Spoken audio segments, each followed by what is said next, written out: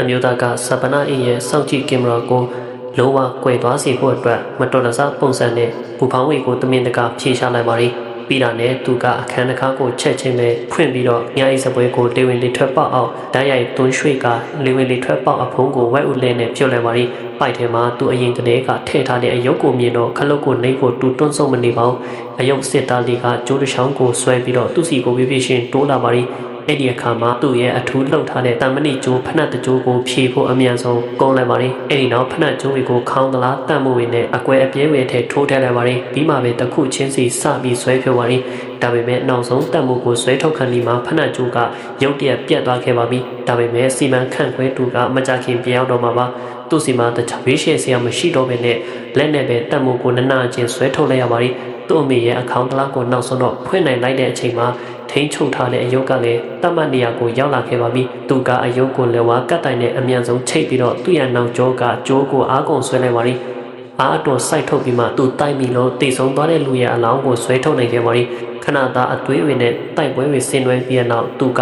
လောင်းကိုသူ့အမေရဲ့ခေါင်းကလာအထက်ပြပြတဲ့သားထိုးထည့်လိုက်ပါသည်ပြီးတော့အဖုံးကိုပိတ်ပြီးနှစ်ချက်ပြပြထန်ဖိချပါသည်အဲ့ဒီအခါမှာတခါအပြင်ဖက်ကစီမံခန့်ခွဲသူရဲ့အလောင်းကြီးခြေတန်းတွေကိုကြားနေရပါပြီသူကလက်သီးနဲ့တတောင်စစ်တွေကိုအသုံးပြုပြီးတံမိုးကိုတစ်ခုချင်းစီပြန်ရိုက်ထဲပါရီပြီးတော့လေဝင်လေထွက်အဖုံးနဲ့ညအိတ်စပွဲကိုမူလအနေအတိုင်းလင်းမြန်စွာပြန်ထားပါရီပြီးသွားတာနဲ့သူ့ရဲ့ဝတ်စုံကိုဝတ်ပြီးတခါကိုအလင်းမြန်ဖွင့်ကစိုးနေတလူမျိုးဟန်ဆောင်ပြီးတော့ခေါင်းတလားအရှိမထိုင်ပြီးငိုကြွေးနေခဲ့ပါရီဒါပေမဲ့စီမံခန့်ခွဲသူရောက်ခါနီးမှာခေါင်းတလားအထဲကနေလက်ကင်ဖုန်းတစ်လုံးရုတ်တရက်မြည်လာခဲ့ပါရီဒီဟန်ဆောင်ထားတဲ့လူကသူ့ရဲ့လူတက်မှုပြည့်တံကိုဖုံးကွယ်ဖို့အတွက်အလောင်းကိုသူ့အမေရဲ့ခေါင်းတလားထဲထိုးထည့်လိုက်ပါရီဒါပေမဲ့တိတ်ဆုံးသူ့ရဲ့ဖုန်းကိုထုတ်ဖို့မေ့သွားခဲ့ပါရီသူကခေါင်းတလားကိုပြန်ဖွင့်ဖို့ကြိုးစားနေတော့စီမံခန့်ခွဲသူကတခါကိုတွန်းဖွင့်ပြီးသားဖြစ်နေခဲ့ပါပြီကန်ကောင်းစွာနဲ့ပဲဖုန်းမြည်တန်ကလည်းအဲ့ဒီအချိန်မှရပ်သွားခဲ့ပါရီသူ့ရဲ့ဝမ်းနဲ့ပူဆွေးနေတဲ့ပုံစံကြောင့်စီမံခန့်ခွဲသူကဘာမှကိုတန်တရားမွေခဲ့ပါဘူးဒါပေမဲ့အမျိုးသားထွက်ပြေးဖို့ကြိုးစားနေတော့မှပဲစီမံခန့်ခွဲသူကရွှေ့ထားတဲ့တန်မိုးရီမှာအမှန်အသားဝေကိုတတိထားမိသွားခဲ့ပါရီသူကတခါဝမှရှိတဲ့အမျိုးသားကိုချက်ချင်းပဲလမ်းခေါ်လိုက်တော့အဲ့ဒီအမျိုးသားကထိတ်လန့်သွားခဲ့ပါရီဒါပေမဲ့စီမံခန့်ခွဲသူကအမျိုးသားရဲ့မိပုံးကိုပြန်ပေးဖို့လှည့်လာခဲ့တာပ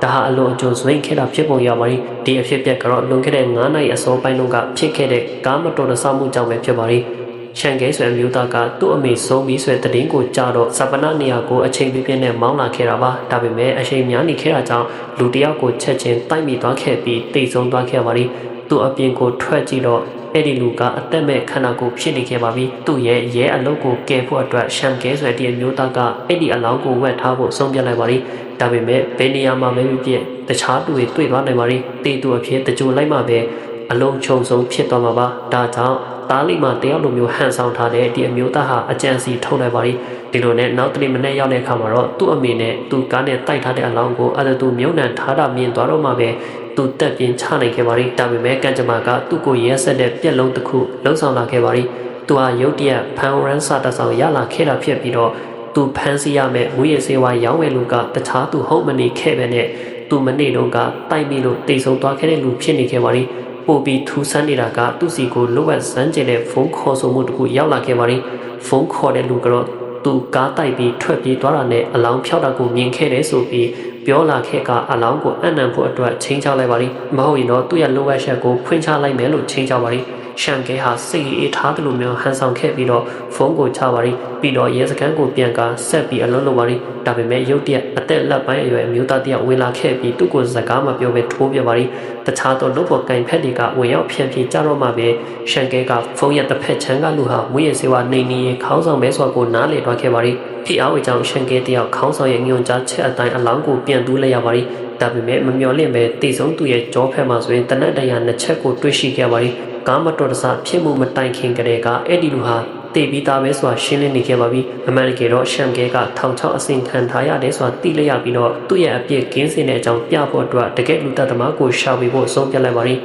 ဒါကြောင့်သူဟာတိဆုံးသူရဲ့အိမ်အထဲကိုတစ်တိတ်လေးခိုးဝင်သွားခဲ့ပြီးသူ့ရဲ့ဖုန်းကိုအားသွင်းကလိုအပ်စမ်းကျင်တဲ့မြေပုံတစ်ခုကိုတွေ့ရှိလိုက်ရပါလိမကြခင်မှာပဲတိဆုံးသူရဲ့ဖုန်းကမိလာခဲ့ပါပြီရှန်ကဲကလည်းဖုန်းခေါ်ဆိုမှုကိုချေခံလိုက်ပြီးနောက်ဆုံးမှာတော့ရှော့ဆိုင်တစ်ခုမှာပြစ်မှတ်ကိုတွေ့လိုက်ရပါလိမြင်ကြီးစွာနှုတ်ဆက်ပြီးနောက်တခြားတစ်ဖက်ကလူဟာအမှန်တရားကိုဝန်ခံလိုက်ပါလိခေါင်းဆောင်တဲ့မူရည်စေဝါရောင်းဝယ်သူဟာလုတ်ဖို့ကင်ဖက်တွေဖြစ်ပေမဲ့ ပိုက်ဆံခွဲဝေမှုနဲ့ပတ်သက်ပြီးတော့အငင်းပွားဖြစ်ခဲ့ကြတာပါရှမ်ကဲရဲ့ခေါင်းဆောင်ကမူရစေဝါရောင်းဝယ်သူကိုတနက်နဲ့ပြစ်တက်လိုက်ပြီးတော့ရှမ်ကဲကိုထောင်ချောက်ဆင်ခဲ့တာပါဗန်တိုက်တော့ကတိတ်ဆုံးသူစီမှာပဲရှိနေသေးတာကြောင့်ခေါင်းဆောင်ကအလောင်းကိုပြန်ပြီးရရှိနေတာပဲဖြစ်ပါရီဒီအကြောင်းကိုကြားပြီးတာနဲ့ရှမ်ကဲကတင်ချိုင်းကိုချက်ချင်းပဲပြန်သွားလိုက်ပြီးတေဆုံးသူစီမှာတော့တဲ့ချောင်းကိုတကယ်ပဲတွေ့ရှိခဲ့ပါရီဒါပေမဲ့သူမောပန်းမှုမပြခင်ဖုန်းကထပ်ပြီးမြေးလာခဲ့ပါရီဒီတစ်ခါတော့သူ့သမီးရဲ့အတန်ပါခေါင်းဆောင်ကရှမ်ကဲရဲ့သမီးကိုပြန်ပြီးဆွဲထားတာဖြစ်ပြီးတော့အလောင်းကိုအံ့နံဖို့ချိန်ချပါရီဒါပေမဲ့အထူးတပ်ဖွဲ့အရာရှိအောင်ဖြစ်သူရှမ်ကဲကထူရှားစွာနဲ့ပဲစိတ်အေးထားနေခဲ့ပါရီ